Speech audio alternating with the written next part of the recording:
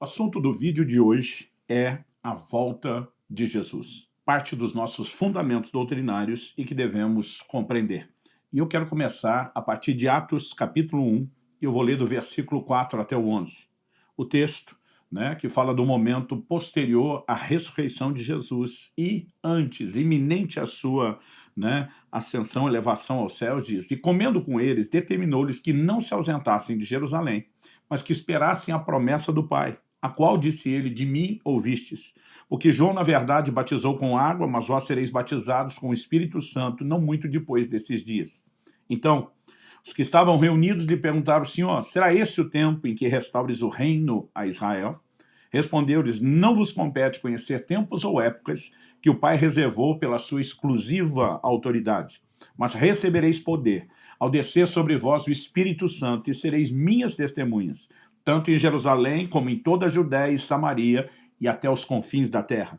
Dita essas palavras, foi Jesus elevado às alturas à vista deles, e uma nuvem o encobriu dos seus olhos. Estando eles com os olhos fitos no céu, enquanto Jesus subia, eis que dois varões vestidos de branco se puseram ao lado deles e lhes disseram: varões galileus, o que estáis olhando para as alturas? Esse Jesus que dentre vós foi assunto ao céu, virá do modo como viste subir. O verso 12 ainda acrescenta: então voltaram para Jerusalém do monte chamado Olival, ou outras versões do Monte das Oliveiras, que dista daquela cidade tanto como a jornada de um sábado. Eu quero tomar esse texto onde Jesus tão logo é oculto dos olhos, da vista dos seus discípulos, enquanto elevado aos céus, é oculto por uma nuvem. A Bíblia diz que dois varões vestidos de branco, dois anjos, se colocam ao lado deles para dizer: por que vocês estão olhando para as alturas? Esse Jesus, que dentre vocês foi assunto ao céu, virá do modo como vistes subir. Por muitas vezes no seu ensino, nosso Senhor ensina a respeito da sua vinda. Ao longo das Escrituras, nós vemos também os apóstolos abordando o assunto da vinda de Jesus. E a vinda de Jesus é um assunto que merece não apenas ser entendido como uma promessa bíblica e um fundamento da nossa doutrina, mas, em 2 Timóteo, no capítulo 4, no verso 8, o apóstolo diz assim: já agora a coroa da justiça me está guardada, a qual o Senhor, reto juiz, me dará naquele dia, e não somente a mim, mas também a todos quantos amam a sua vinda. Ele não está falando só dos que esperam a sua vinda. Para esperar a sua vinda é necessário entender que essa é uma promessa, parte do fundamento bíblico, e crer nisso. Mas a Bíblia fala de não só esperar, não só alimentar essa expectativa, mas amar a sua vinda. E amar a sua vinda significa compreender exatamente, não só que há uma vinda, um retorno literal de Cristo, mas entender também que isso significa o desfecho de toda a obra da redenção. Então eu gostaria que nós pudéssemos considerar algumas verdades importantíssimas em relação a esse fundamento. É lógico que eu tenho opiniões detalhadas sobre algumas questões ligadas à escatologia como um todo, mas eu gosto muito da frase dos Morávios, que acabou sendo popularizada por John Wesley. Eles diziam: nas coisas essenciais, unidade; nas não essenciais, nas secundárias, tolerância; outras traduções dizem liberdade; mas em todas as coisas, o amor. Sabe, nós podemos nos relacionar com grupos que não negociam as verdades fundamentais, mas que têm liberdade em questões secundárias, ter pensamentos diferentes sobre pontos que talvez não estejam tão claros ou que não estejam tão claros para todos. Há assuntos dentro da escatologia que eu particularmente nem gosto de discutir. É comum as pessoas me perguntarem: pastor, quem são as duas testemunhas do Apocalipse? E eu normalmente brinco: olha, essa é fácil, eu respondo com duas palavras: não sei. A Bíblia não está dizendo quem é. Ah, mas nós podemos inferir por isso aqui. Você pode inferir, você pode pensar, você não pode ensinar como doutrina aquilo que não é claro nas Escrituras. Então, é o tipo de coisa que não precisamos discutir.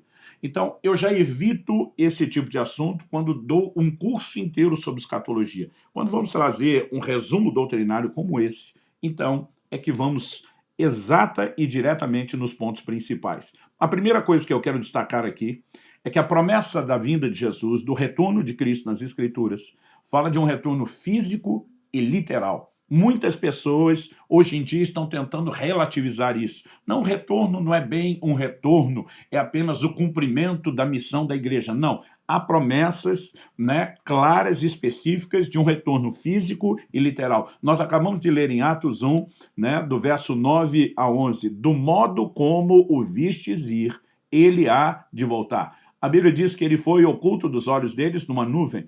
Em 1 Tessalonicenses 4, a Bíblia diz que ele virá dos céus nas nuvens. A Bíblia diz que eles estavam, né, no Monte das Oliveiras quando nosso Senhor foi assunto aos céus. E quando olhamos para as profecias bíblicas do Antigo Testamento, como por exemplo a de Zacarias 14, verso 1, eis que vem o dia do Senhor. Dia do Senhor no Antigo e Novo Testamento fala do advento, do retorno de Cristo. Verso 4, naquele dia estarão seus pés sobre o Monte das Oliveiras, que está de frente de Jerusalém para o Oriente. A Bíblia diz que ele subiu dali, é oculto numa nuvem. A Bíblia diz que ele vem com as nuvens e que os seus pés serão colocados no Monte das Oliveiras. Ou seja, quando os anjos estão dizendo, do modo como vocês o viram ir, ele há de voltar, é como se essa cena estivesse gravada, alguém tocasse o play e depois voltasse a filmagem e será exatamente assim o retorno de Cristo. Assim como foi físico e literal, né, a forma como Cristo foi elevado, será também o seu retorno. O Evangelho de Mateus, no capítulo 25 e no verso 31, e vale pontuar aqui que são palavras do próprio Jesus, ou seja, doutrina do próprio Cristo, ele diz, quando vier o Filho do Homem na sua majestade e todos os anjos com ele, então se assentará no trono da sua glória. As promessas do reino falam de um reino físico e não só de um reino espiritual. Na primeira vinda, Cristo estabelece um reino espiritual. Na segunda vinda, ele estabelecerá um reino físico. O livro de Apocalipse também fala a respeito disso. No capítulo 19, nos versículos 11 e 12, nós lemos o seguinte, vi o céu aberto, e eis um cavalo branco, o seu cavaleiro se chama Fiel e Verdadeiro, e julga e peleja com justiça. Os seus olhos são chama de fogo, na sua cabeça muitos diademas. Tem um nome escrito que ninguém conhece, senão ele mesmo. Verso 13, está vestido com um manto tinto de sangue e o seu nome se chama o Verbo de Deus. 14, seguiu nos exércitos que há no céu, montando cavalos brancos com vestiduras de linho finíssimo, branco e puro. A descrição prossegue e em todos os versículos seguintes, o que percebemos é o cenário da vinda de Cristo sendo preparado, né? O Senhor Jesus voltará, ele virá de forma física e literal, assim como tem sido prometido. Há duas palavras, né, usadas no original grego que apontam o retorno de Cristo. Uma delas é a palavra grega parousia, que normalmente traduzida como vinda, né? 1 Tessalonicenses, capítulo 4, verso 15, por exemplo, é um texto claro que fala a respeito disso, né? Mas nós temos também uma outra palavra que aparece em 1 Timóteo, no capítulo 6, no verso 14, por exemplo. Paulo exorta seu discípulo e diz que guardes o mandato imaculado, irrepreensível, até a manifestação de nosso Senhor Jesus Cristo. A palavra aqui, traduzida manifestação, epifaneia, ela, na verdade, nos apresenta aqui essa ideia de uma revelação, de uma manifestação. Isso tem sido usado por muitos para falar de aspectos diferentes da vinda do Senhor. Eu, particularmente, não quero discutir nada disso aqui, apenas reconhecer que, de fato, né, nós temos menções diferentes, vinda e manifestação, independente dos desdobramentos que isso possa ter. Eu, particularmente, tenho uma opinião formada sobre a cronologia dos eventos escatológicos, como eles acontecerão na sua sequência de eventos cronológicos no final. Mas, honestamente, isso não é o mais importante. A gente vê muita discussão no meio, né, dos teólogos se a vinda de Cristo é antes da tribulação, se é no meio da tribulação, se é depois da tribulação, sem encontrar outros que dizem, não, nem sequer acreditamos na tribulação, aí a discussão é se é pré-milênio, pós-milênio ou se ela é literal. Na verdade, eu gosto de pegar principalmente esses que discutem a cronologia sobre antes, no meio e depois da tribulação e dizer, gente, o nosso papel não é detalhar os eventos que são apresentados na Bíblia e várias vezes chamados pela própria Escritura de um mistério. Não foi tudo claramente revelado, né? A Bíblia diz que à medida que chegássemos ao tempo do fim, o conhecimento se multiplicaria e creio que Deus vai nos permitir crescer em entendimento. Mas o que é o ponto principal que nós devemos comunicar? Preparar o povo para a vinda de Jesus. Então, quer as pessoas sejam arrebatadas antes da tribulação, elas precisam estar prontas para isso. Quer elas sejam arrebatadas no meio ou depois, elas precisam estar preparadas tanto para enfrentar a tribulação como para o Senhor. Então, nosso foco é pregar a preparação.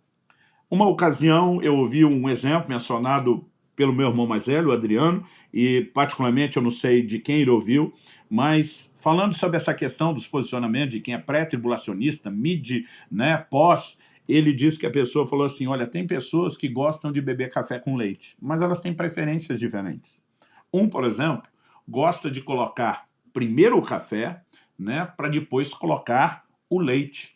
Né? Ele diz, tem aquele que gosta de pôr primeiro o leite e depois o café. E tem aquele que gosta de misturar os dois ao mesmo tempo. Eu, na hora, já comecei a rir sabendo o que ele iria falar. Né? Basicamente, ele está dizendo que tinha o pré-lácteo, o mid-lácteo e o pós-lácteo. Mas, no final, é tudo café com leite. Né? Ou seja, se pegarmos o que é a essência, a preparação, a ordem, ela não é o elemento mais importante, e sim a essência da mensagem. Quase sempre que Cristo está falando sobre o seu retorno, ele diz que nós temos que vigiar, que nós temos que estar prontos, que nós temos que estar preparados. Então, a ênfase da mensagem escatológica, escatologia, escatos é último, logia é estudo, escatologia é o estudo das últimas coisas. A ênfase da mensagem escatológica do tempo do fim não é detalhar a cronologia dos eventos, é produzir preparação, uma consciência. Agora, destacando uma vinda literal, há acontecimentos correlacionados com a vinda do Senhor que demandam. Eles, na verdade, exigem que essa vinda tenha que ser literal e não simbólica. Por exemplo, o arrebatamento é citado não apenas em 1 Tessalonicenses, no capítulo 4, dos versículos 13 a 18, acredita-se que em Mateus 24, de 40 a 42 também, né? Alguns que entendem, né, uma inferência disso, ou pelo menos parte do processo final sendo revelado em 1 Coríntios 15, de 50 a 53. Há os textos bíblicos que falam de uma grande tribulação. Em Mateus 24, de 21 a 29, Jesus fala sobre isso. Em 2 Tessalonicenses, no capítulo 1, no verso 6, a Bíblia fala sobre isso. Em Apocalipse 7, 14, também temos a menção da grande tribulação. E nós não podemos ter eventos como esse literais se a vinda do Senhor não é não é literal. A Bíblia também menciona o anticristo. João capítulo 5, verso 43, 1 de João capítulo 2, verso 18, 2 Tessalonicenses 2, de 3 a 10 e Apocalipse 13, né, podemos apresentar aí praticamente o capítulo todo, enfatizam a pessoa do anticristo. Né? Se nós temos esses acontecimentos e pessoas literais, mas não temos uma vinda literal, nenhum deles faz sentido. Então, obviamente, há uma vinda literal a ser crida, esperada e para a qual devemos estar prontos. Agora, quando isso acontecerá? Nós precisamos entender que, e esse é o segundo tópico que eu quero destacar aqui, não há uma data que se possa prever. O tempo todo nós vemos, principalmente nos últimos séculos, as pessoas tentando estabelecer datas, dizendo pelas profecias, por essa soma, por aquela, né, vai ser tanto. Chegaram a inventar um versículo. Eu brinco inventar porque as pessoas acreditavam que estava na Bíblia, de tanto que era repetido. 1000 passará, 2000 não chegará. Né? E nós já estamos aí na década de 20 do ano 2000, olhando e rindo dessas coisas. Por quê? Quando em Atos capítulo 1, Jesus está falando sobre a importância de ser cheio do Espírito para pregar o Evangelho, no verso 6, os discípulos perguntam, é nesse tempo que restauras o reino a Israel? Há promessas ligadas, né, ao estabelecimento do reino de Deus numa expressão física. E eles sabem que Israel estava inserido de uma forma especial nesse pacote de promessas. Então eles estão perguntando, e aí, é agora que vai rolar? É agora que nós vamos dominar o mundo, governar? Jesus responde no verso 7, não vos compete conhecer tempos ou épocas que o Pai reservou pela sua exclusiva autoridade. Aí ele manda direto, mas recebereis poder ao descer sobre vós o Espírito Santo e sereis minhas testemunhas. Ele está dizendo, em vez de tentar entender quando é que as coisas acontecem, vocês precisam compreender a missão que foi dada e executá-la. Até porque, como eu quero te mostrar pela palavra de Deus, a execução da missão afeta o retorno de Cristo. Então, naquele momento, quando Jesus diz, não vos compete saber, se nem para esses 12 apóstolos, os líderes principais, Jesus está abrindo o jogo a respeito dessa data, a pergunta é, por que é que nós estamos tentando determinar a data? Aliás, Jesus diz que se alguém soubesse que hora viria o ladrão, ele estaria vigiando, né? Ele estaria pronto para aquilo. O tempo todo nós somos chamados à vigilância para um dia que chegará de surpresa, ou seja, não é para ninguém saber quando será a data. Então, não só as tentativas de estabelecer datas são erradas, como no plano e no propósito de Deus não é para saber, é para a gente viver pronto, né? Podemos dizer que é algo parecido com a morte, nós não sabemos quando vai chegar. Então, a gente vive de prontidão. Isso não significa que a gente quer morrer, isso não significa que a gente não quer viver, mas nós precisamos viver de prontidão. E quando olhamos para a palavra de Deus, nós temos algumas declarações importantes. Por exemplo, em Mateus 24, no verso 36, nós temos uma declaração de Jesus, e essa declaração ela precisa ser devidamente entendida.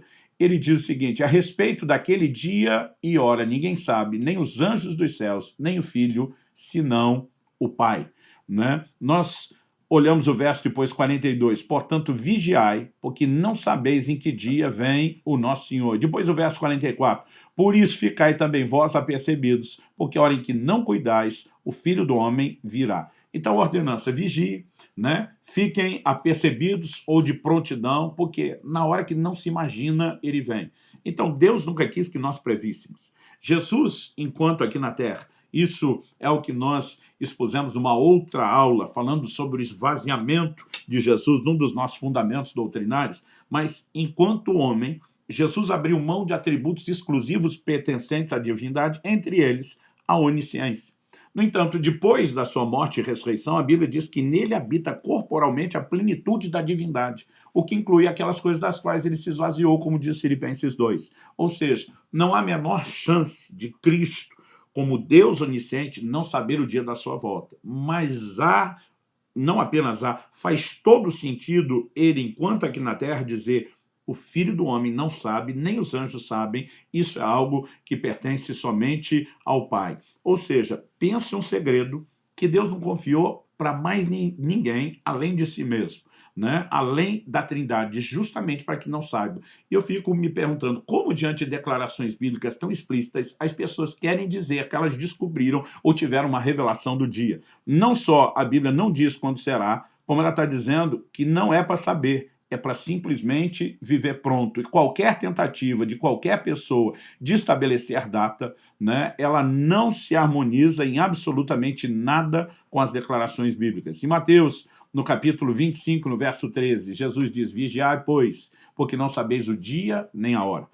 Algumas pessoas têm dito que quando a ênfase está no dia e hora, é porque a gente não sabe o dia específico, a hora específica, mas podemos saber estações, podemos entender tempos que se aproximam. Né? Eu não vou entrar nem na discussão, né, a respeito de se temos diferente de dia e hora para anos ou tempos e estações, mas o fato é que nós temos que viver de prontidão. Agora, em 2 de Pedro, no capítulo 3 e no verso 12, nós temos uma orientação que me faz pensar, né, que quando a Bíblia fala de um dia e hora, Deus sabe o dia e hora, não necessariamente porque ele determinou isso, mas porque ele é presciente e ele sabe de antemão todas as coisas. Porque, particularmente, eu não creio que Deus estabeleceu um dia para voltar, então as coisas se ajustam à agenda que ele estabeleceu.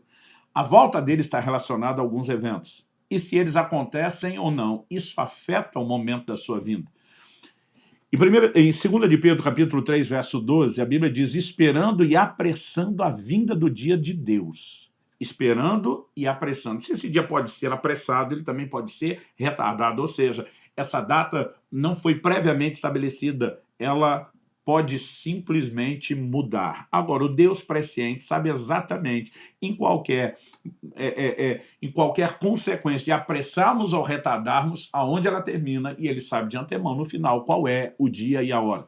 Mas eu quero que você entenda que o que Deus determinou não é o dia certo para que tudo termine. É uma sequência de eventos que nos leva ao momento onde tudo termina. E ele sabe o dia e hora quando tudo termina.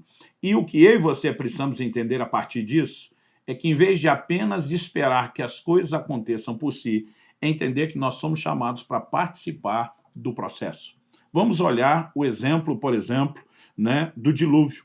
Em Mateus, no capítulo 24, quando Jesus está falando a respeito do assunto, ele apresenta o que acontece nos dias de Noé como uma espécie de um paralelo, né? Por exemplo, Mateus 24, de 37 a 39. Pois assim como foi nos dias de Noé, também será a vinda do Filho do Homem. Porquanto assim como nos dias anteriores ao dilúvio, comiam, bebiam, casavam-se, davam-se em casamento, até o dia em que Noé entrou na arca, e não o perceberam, senão quando veio o dilúvio e os levou a todos, assim será também a vinda do Filho do Homem. A pergunta é, tinha uma data estabelecida para o dia do dilúvio? Não. Eu aprendi quando criança, na escola bíblica dominical, que Deus disse, serão 120 anos. Não, não foi isso que ele disse. Em Gênesis, no capítulo 6, no verso 3, Deus diz, os dias do homem serão 120 anos. Ele estabelece uma duração, um prazo de vida menor. Até então, você lê o capítulo anterior, o 5, termina com as pessoas vivendo mais de 900 anos. Mas aí Deus diz, o meu espírito não agirá para sempre no homem porque é carnal. Deus está dizendo, essa turma vive quase um milênio, o tempo todo endurecendo o coração, a ação do meu espírito, eu vou diminuir o tempo de vida. Né? Tanto que depois do dilúvio, a duração da vida despenca rapidamente, e você vai ver, né, um Moisés que vive essa medida cheia dos 120 anos, depois ainda escreveu o Salmo 90, dizendo a vida do homem é 70, quando muito 80 anos, o que passa disso é canseira e enfado. Deus estava falando da duração da vida, o que é fácil de entender. A Bíblia diz que Noé teve seus filhos no ano 500 da sua vida. Deus fala com ele depois que seus filhos nasceram. Não sabemos exatamente quando, mas depois do ano 500. O dilúvio foi no ano 600 da vida de Noé. Ou seja, o tempo em que Deus fala com Noé, Noé constrói a arca, e o dilúvio chega a menos de 100 anos. Então Deus não estabeleceu data. Quando é que o dilúvio veio? O dilúvio veio quando a arca estava pronta. Quando Jesus estabelece um paralelo, nós precisamos entender quando é que Cristo vem. Quando a igreja estiver pronta, quando a nossa missão tiver sido concluída. É por isso que, enquanto os discípulos estão dizendo, e aí já chegou o tempo, a hora, Jesus diz, para de pensar no tempo e a hora. Vocês vão receber poder, vocês vão ser minhas testemunhas, vocês vão executar a missão. Por quê? Somente com a execução da missão eu posso voltar e nós temos a definição do tempo. Então, em vez de esperar passivamente o tempo, nós esperamos ativamente trabalhando. O apóstolo Paulo diz, nossa pátria está nos céus, de onde aguardamos um Salvador. Aguardar a Cristo não é sentar de forma passiva sem trabalhar, não é viver confinado às quatro paredes da igreja. Aliás, o homem que mais declarou esperar e amar a vinda de Cristo também escreveu e disse que trabalhava mais do que todos os apóstolos. Então, esperar a vinda do Senhor não é sinônimo de não trabalhar, é o contrário. Entender que nós cooperamos com o processo e podemos apressar a vinda do Senhor deveria nos fazer trabalhar ainda mais, além de que, né, fica claro, fica evidente para mim que nós temos uma responsabilidade, a responsabilidade de cumprir a missão, uma missão que foi entregue à igreja. Em Mateus, no capítulo 21, dos versos 33 ali até o 45, Jesus fala de uma vinha que foi entregue a um grupo de lavradores, eles não deram seu fruto, os servos vieram cobrar, uma figura dos profetas, eles foram maltratados, apedrejados e mortos. O dono da vinha falou, vou enviar meu filho, talvez respeitem, diz, não respeitaram, mataram, está falando de Jesus.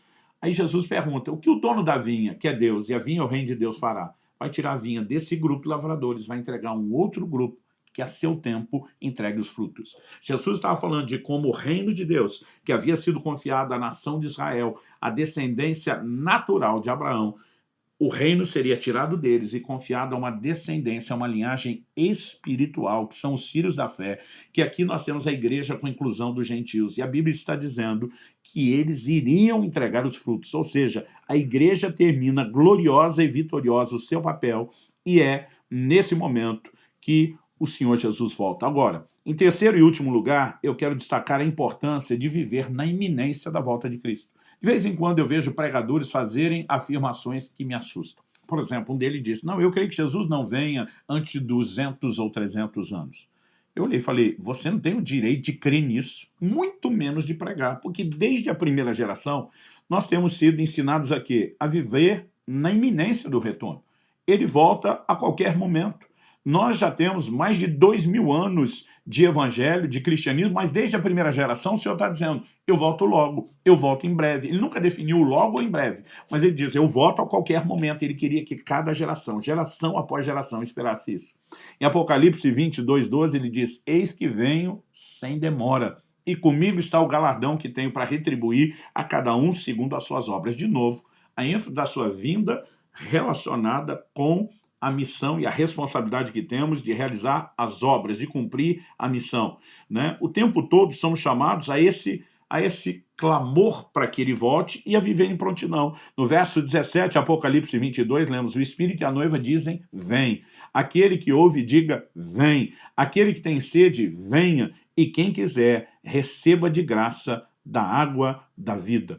Né? Uma expressão passou a ser usada pela igreja do Senhor Jesus, que era Maranata, né? A soma de Maranata, Nosso Senhor vem. O tempo todo eles não apenas esperavam, como clamavam por essa vinda do Senhor e também trabalhavam para que isso acontecesse. O próprio Apocalipse continua sustentando textos, assim como no ensino de Jesus, que falam da importância de vigilância. Por exemplo, no capítulo 3, no verso 11 de Apocalipse, lemos: venho sem demora, conserva o que tens, para que ninguém tome a sua coroa. Em Apocalipse, no capítulo 16, no versículo 15, temos advertência semelhante. O Senhor diz: eis que venho como vem o ladrão. Bem-aventurado aquele que vigia e guarde as suas vestes, para que não ande nu e não se veja a sua vergonha.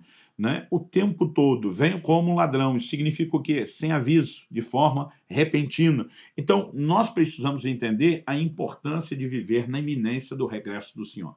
Agora, viver na iminência do regresso do Senhor não é desistir dessa vida. Assim como estar pronto para a morte, não é desistir de viver.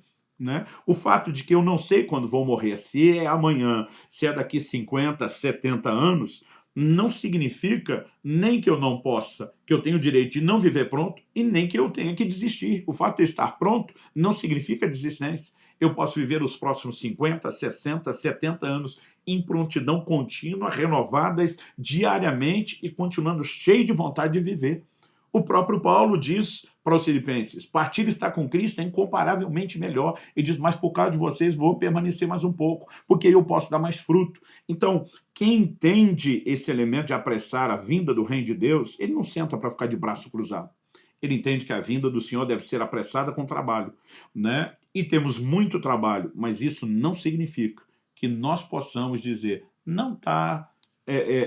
Não, o Senhor não está às portas como o tempo todo, ele na Escritura adverte que esteja. Então devemos vigiar como se Jesus viesse no próximo minuto e planejar trabalhar para Deus como se tivéssemos a vida inteira. Quando falamos de prontidão, ele pode voltar no próximo segundo. Quando falamos da disposição de serviço, uma vida inteira será pouco para nos dedicarmos ao trabalho dele. Agora, dito isso, eu quero só me posicionar contra a confusão de uma mensagem propagada por uma série de livros e de vídeos intitulados Deixados para Trás. É basicamente uma orientação para as pessoas assim: olha, Jesus disse que vinha, ele mandou ficar pronto, mas se você não ficou e ficou para trás, nós vamos te ensinar como é que você faz depois. Eu acredito que, por mais bem intencionada que seja essa mensagem, ela é antibíblica. Em Mateus, no capítulo 25, dos versículos 11 a 13, quando nós lemos das 10 virgens, e a Bíblia diz que 5 delas estavam prontas, entraram, 5 não estavam prontas e não entraram, o que é que aconteceu com as 5 que não estavam prontas e não entraram? A Bíblia diz que a porta fechou e que quando eles ficam insistindo, o Senhor diz: eu não vos conheço. Não houve segunda chance. Assim como depois da morte não há segunda chance, as pessoas precisam estar prontas antes de morrer.